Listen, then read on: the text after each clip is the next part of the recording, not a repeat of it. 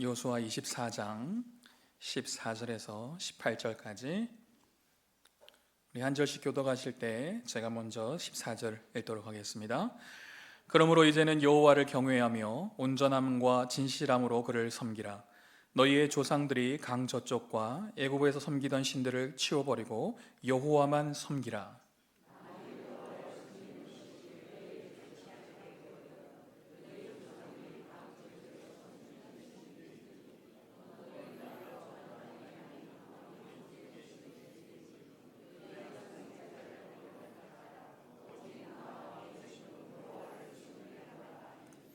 백성이 대답하여 이르되 우리가 결단코 여호와를 버리고 다른 신들을 섬기기를 하지 아니하오리니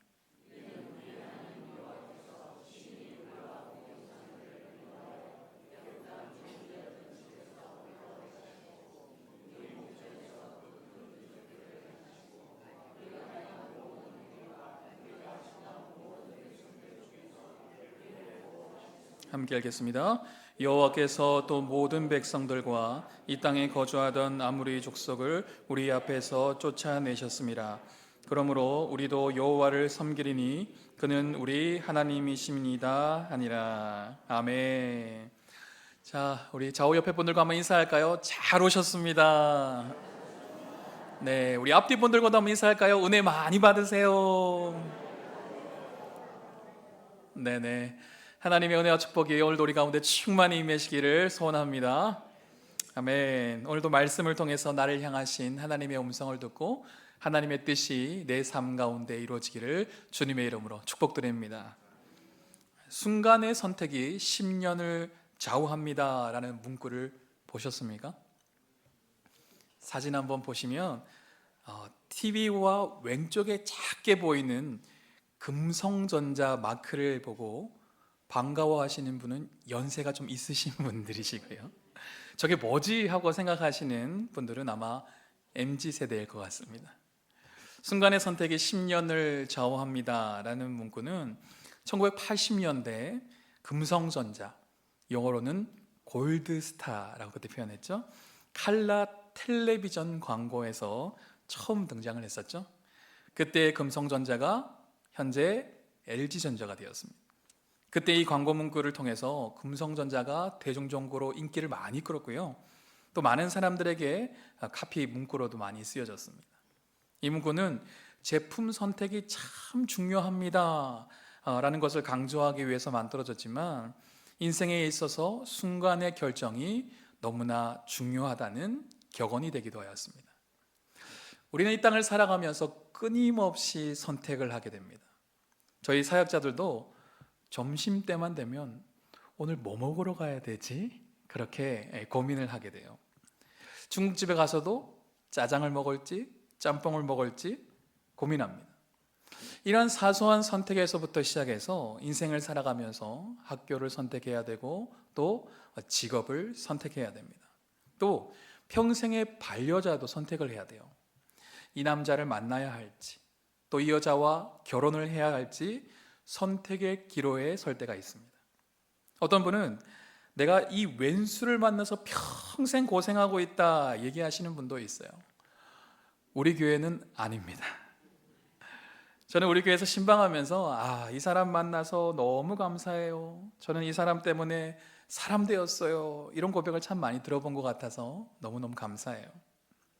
아마 오늘도 날씨도 좋고 또 연휴인데 교회를 가야 하나 여행을 가야 하나 고민하다 예배를 선택하고 이 자리에 오신 분도 있을지 모르겠습니다.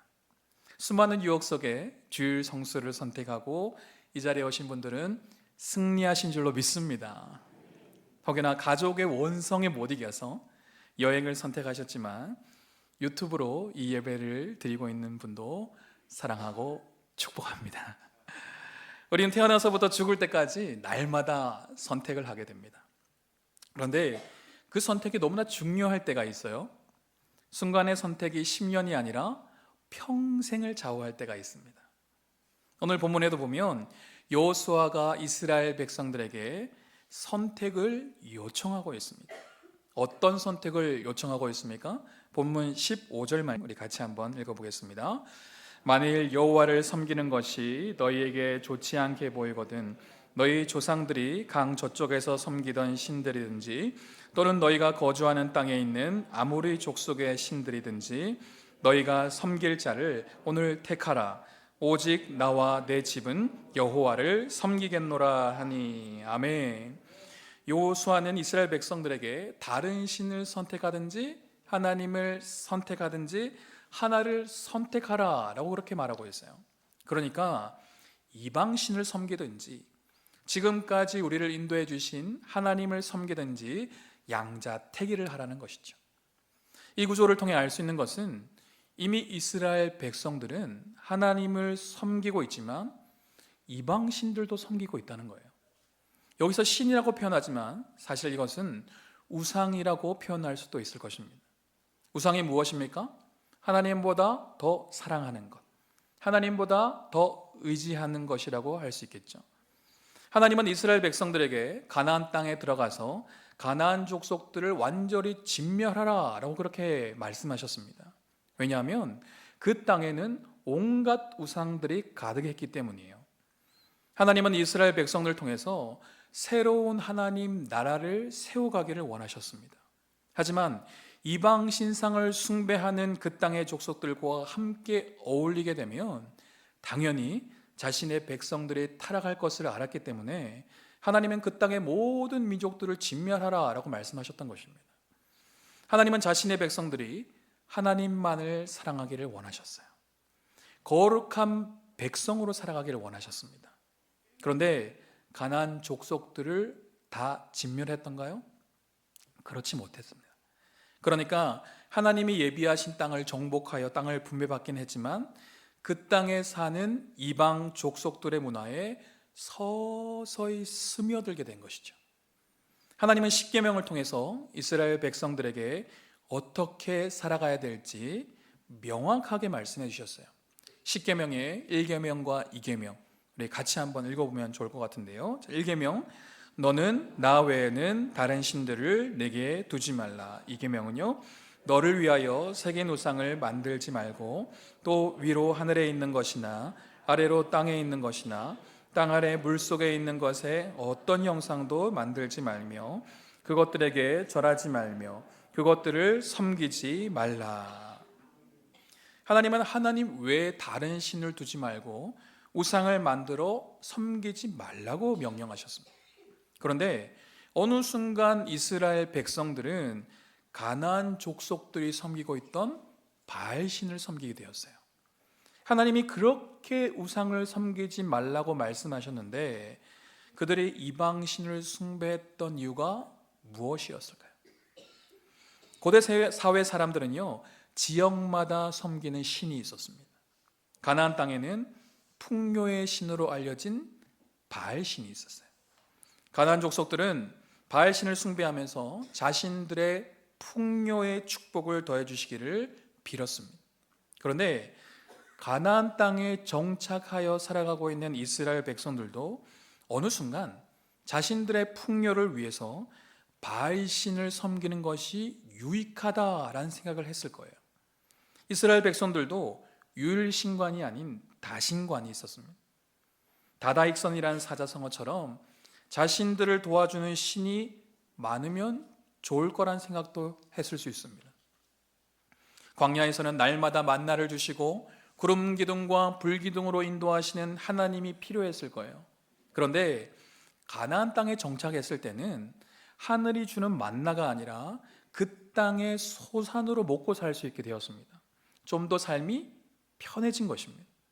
그러니까 자신의 삶을 좀 더 부욕해 되어지기를 바라는 마음으로 바알신을 섬기는 사람들이 점점 늘어갔을 거예요. 이스라엘 백성들은 하나님도 섬기지만 이방신도 겸하여 섬겼습니다. 하나님도 의지하지만 이방 우상들도 의지하게 된 것입니다. 질문을 하나 드려보겠습니다. 이스라엘 백성들이 하나님을 섬기고 있습니다. 그리고 이방신도 섬기고 있어요. 그렇다면 그들은 진정으로 하나님을 섬기는 것일까요? 다른 방식으로 한번 표현해 볼까요?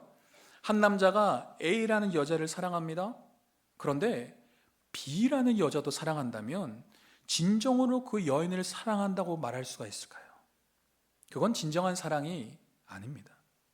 사랑이라는 표현을 가장하여서 자신의 욕심과 종욕을 구하는 행위일 뿐입니다. 현 시대를 살아가고 있는 우리는 어떨까요? 여러분은 하나님을 사랑하십니까? 아멘. 그렇다면 여러분은 세상도 사랑하십니까? 하나님을 사랑하느냐는 말에는 믿음으로 아멘이라고 우리가 얘기를 하지만 세상을 사랑하느냐는 질문에는 아마 대부분 침묵할 것입니다. 나는 대놓고 세상을 사랑하지는 않아 라고 말할 수 있어요. 세상이라고 하니 굉장히 추상적입니다. 세상 안에는 무엇이 포함될까요? 세상 안에는 돈, 권력, 인기, 명예, 쾌락, 지식, 다양한 것들이 포함되어 있어요. 나는 이러한 것들을 하나도 사랑하지 않아, 하나도 의지하지 않아 자신 있게 얘기할 수 있는 사람이 몇 명이나 될까요? 나는 하나님을 예배하는 것도 중요하지만 세상에서 잘 되는 것도 중요합니다. 신앙생활 하는 것도 중요하지만 세상에서 높은 지위에 올라가고 세상 사람들에게 인정받고 돈 많이 벌어서 내가 하고 싶은 거 마음껏 하는 것도 중요합니다. 이런 생각을 할 수 있지 않을까요? 힘들 때 하나님을 의지하기도 하지만 세상을 의지하지도 하지 않습니까? 하나님을 의지할 때도 있지만 별 반응이 없으면 당장 나를 위로해 줄 수 있는 사람을 의지하거나 당장 내 마음을 달래줄 술이나 담배, 게임, 유튜브, 쇼핑, 운동 이러한 세상의 것들에 내 마음을 둘 때가 있지 않던가요? 전 세상에 있는 이런 것들이 다 잘못되었다고 얘기하는 것이 아닙니다. 하나님께서 주신 이것들 얼마든지 우리가 누릴 수 있어요.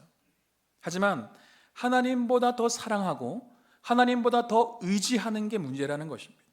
왜냐하면 그것이 내 삶의 우상이 될 수 있기 때문입니다. 하나님이 서 있어야 될 그 자리에 세상의 것들이 자리를 차지할 수 있기 때문이에요. 하나님도 섬기고 이방신도 섬기고 있는 이스라엘 백성들에게 하나님은 여호수아를 통해서 이렇게 말씀하시죠.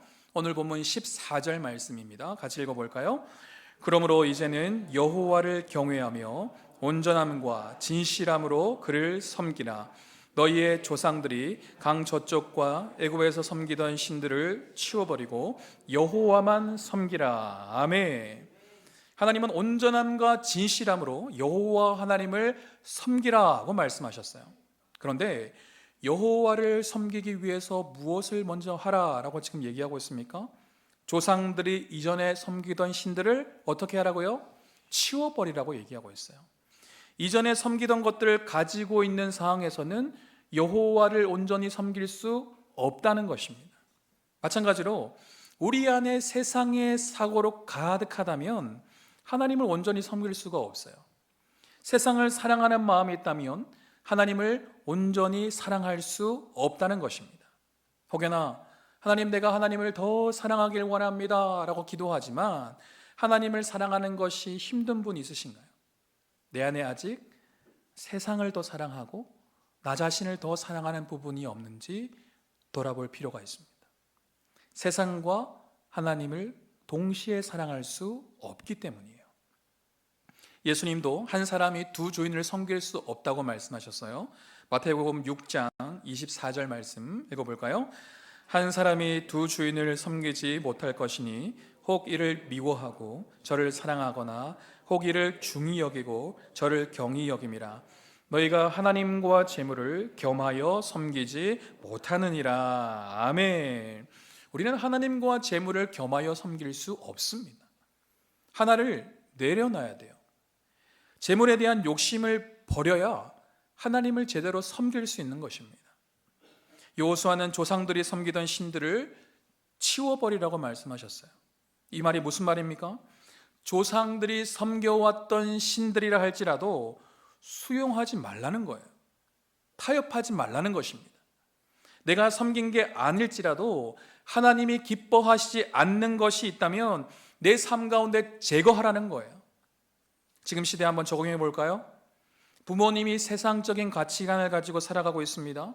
내가 원해서가 아니라 부모님으로부터 자연스럽게 세상적인 사고를 배우고 지금껏 살아왔어요. 하지만 하나님 나라를 섬기기 위해서는, 여호와 하나님을 섬기기 위해서는 내가 배워왔던 그 세상의 가치관을 버리라는 것입니다. 내가 자연스럽게 누려왔던 세상의 문화를 버리라는 거예요. 하나님, 저는 이렇게 살아가는 것이 너무 자연스러운데요. 저는 지금의 삶이 너무 편하고 좋은데요. 제가 원해서 이렇게 살고 있는 것이 아니라 지금껏 우리 가정이 쭉 이렇게 살아왔는데요. 핑계할 수 없다는 거예요. 위로부터 흘러내려오는 것이 하나님 보시기에 바르지 않다면 우리는 과감하게 끊어내야 되는 것이죠. 하나님이 기뻐하지 않는 것이라면 아무리 오래 가지고 있었고 아무리 내 삶에 지장이 없을 것 같을지라도 과감하게 버려야 되는 것입니다. 그래야만 하나님을 온전히 섬길 수 있다는 거예요. 그래야만 하나님을 내 삶의 주인으로 모시고 주님 뜻대로 살아갈 수 있다는 것입니다. 그렇다면 여호와를 섬기는 삶을 살기 위해 무엇이 필요할까요? 첫째는요, 하나님의 은혜를 경험해야 되는 것이죠. 여호와를 섬기는 삶을 산다는 것은 쉬운 일이 아닙니다. 여호와를 섬긴다는 것은 다른 모든 세상의 것들을 섬기지 않는다는 거예요. 나에게 유익이 될 것 같은 세상의 것들을 다 포기하고 여호와만 섬기기 위해서는 하나님의 은혜를 경험해야 합니다. 이 말은 곧 하나님이 어떤 분이신가를 알아야 된다는 것이죠.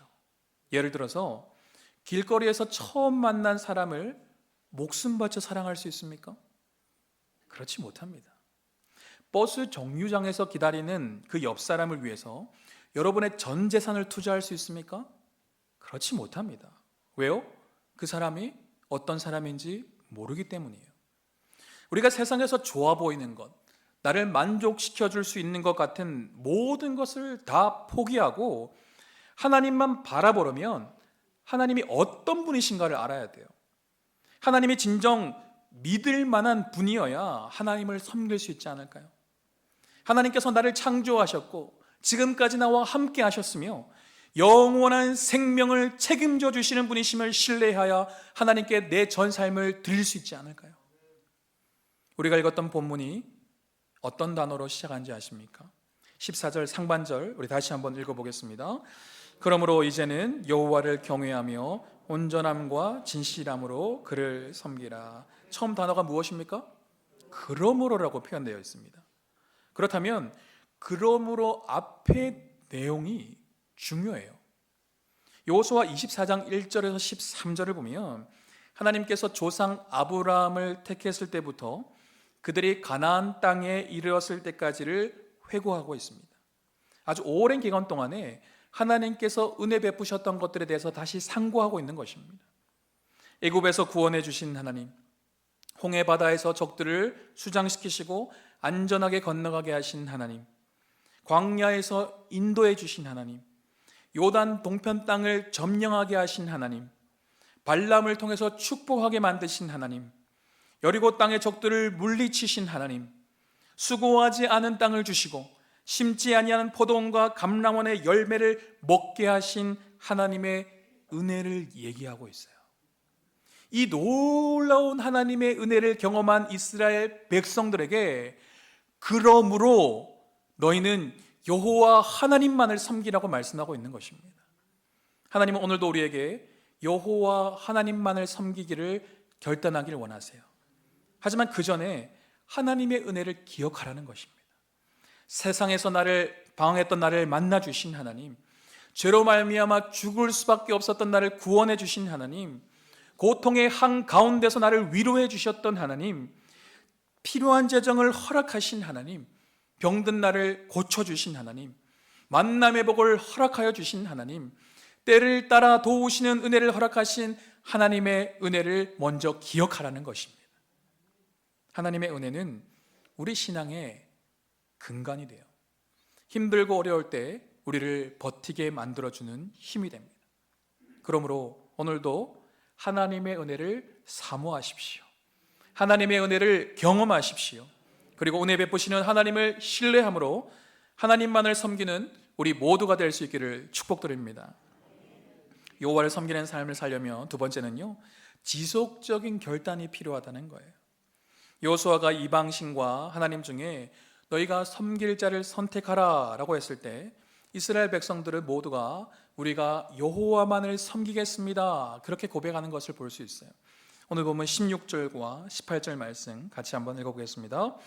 백성이 대답하여 이르되 우리가 결단코 여호와를 버리고 다른 신들을 섬기기를 하지 아니하오니 18절도요. 그러므로 우리도 여호와를 섬기리니 그는 우리 하나님이십니다 하니라. 아멘. 이스라엘 백성들은 자신들을 여기까지 인도하신 하나님, 지금까지 지켜보호해 주신 하나님을 기억하며 자신들도 여호와만을 섬기겠다 그렇게 고백하고 있는 것입니다. 그런데 오늘 본문 이후에 보면 여호수아가 이스라엘 백성들에게 재차, 3차 신앙의 결단을 계속 요청하는 것을 볼 수가 있어요. 왜 그들에게 계속적인 결단을 요구했을까요?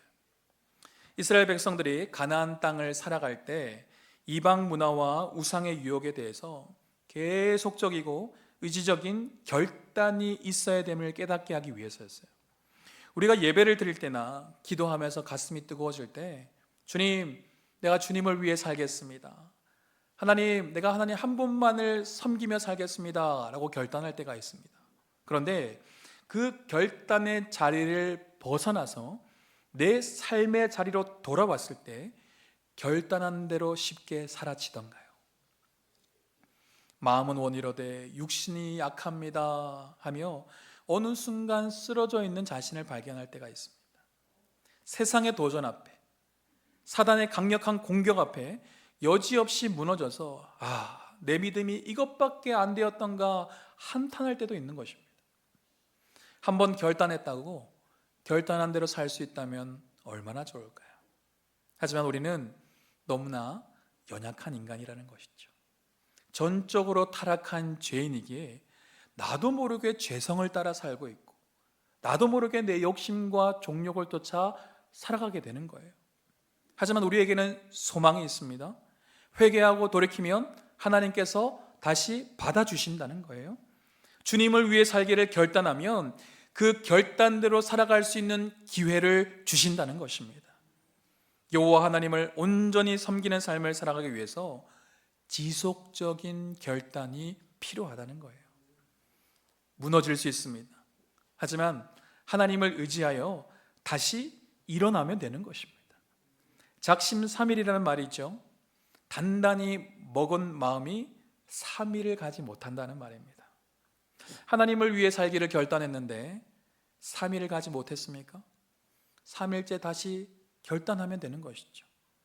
넘어지는 사람이 실패한 사람이 아니에요. 넘어졌는데 다시 일어나지 않는 사람이 실패한 사람입니다. 내가 결단한 대로 살지 못해 어떡하나 고민하고 있는 분이 있으신가요? 난 안 돼, 포기하지 마시고 다시 결단하고 하나님께로 나아가십시오. 그러면 나를 포기하지 않으시는 하나님께서 하나님 안에서 되게 하실 것입니다. 말씀을 마무리하겠습니다. 우리는 살아가면서 수많은 선택의 기로에 설 때가 있습니다. 지금 이 순간에도 하나님은 영적인 문제를 두고 우리에게 선택하라고 말씀하세요. 하나님을 섬길 것인가 아니면 세상을 섬길 것인가 선택하라고 말씀하고 있습니다. 신학자 캠벨은 여호수아서의 제목을 No Time for Neutrality라고 지었습니다. 중립에 서 있을 시간이 없다는 거예요. 우리는 두 길 중에 하나를 선택해야 합니다. 하나님의 길을 선택하시겠습니까? 아니면 세상의 길을 선택하시겠습니까? 생명의 길을 선택하시겠습니까? 아니면 사망의 길을 선택하시겠습니까? 우리가 잘 아는 솔로몬은 초기에는 바른 신앙을 가지고 하나님을 위해 일천번제를 드리고 하나님의 성전을 건축했던 그런 왕이었어요. 하나님께서 솔로몬을 축복하셔서 이스라엘 역사상 가장 넓은 영토와 부를 허락하게 주셨습니다. 그런데 솔로몬이 우상을 섬기고 하나님을 떠났을 때 이 모든 축복이 저주로 바뀌게 되었다는 거예요. 하나님께서 우리에게 누리게 하신 것이 참 많습니다. 하나님께서 이미 우리에게 주신 축복이 많아요. 그런데 우리가 그 축복을 주신 하나님을 섬기지 않고 세상을 섬기고 축복 그 자체를 섬긴다면 그 복은 도리어 화가 될 수 있다는 것입니다. 저주가 될 수 있다는 거예요. 신앙생활을 함에 있어 반응은 참 중요합니다. 하나님께서 우리에게 이미 크신 은혜를 베풀어 주셨어요. 하나님을 은혜의 하나님이라 고백하는 것으로 끝나서는 안 된다는 거예요. 찬양하는 것만으로도 만족해서는 안 됩니다. 은혜를 주신 하나님 앞에 믿음으로 반응해야 된다는 것이죠. 우리가 왜 미지근하게 신앙생활을 하게 됩니까? 왜 종교인처럼 교회에 왔다 갔다 하는 수준으로 신앙생활을 하게 되는가요? 우리가 섬길 자를 선택하지 않았기 때문입니다. 우리는 세상을 섬겨서는 안 돼요. 나 자신을 섬겨서도 안 됩니다. 우리는 왕 대신 하나님만을 섬겨야 합니다. 우리 인생의 주인 대신 하나님만을 섬겨야 합니다. 혹여나 한 주간 쓰러지고 무너졌을지라도 하나님의 은혜를 기억하고 다시금 결단함으로 오직 여호와만 섬기는 저와 여러분 되시길 주님의 이름으로 축원드립니다.